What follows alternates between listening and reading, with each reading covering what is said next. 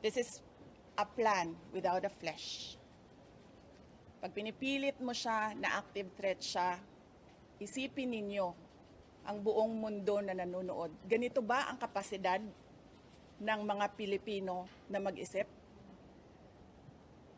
Diba? Ba't wala silang pakialam dyan? Pero ako, nahihiya ako na ganito ang kapasidad ng mga tao sa administrasyon. I am confident that an honest scrutiny would easily expose this narrative to be a farce, imagined, or nothing at all. So, may question kayo doon.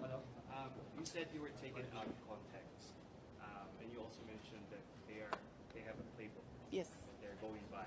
Yes. So can you explain to us that context, set it straight, Yes. and also explain to us that playbook that you're talking about? Okay, sige.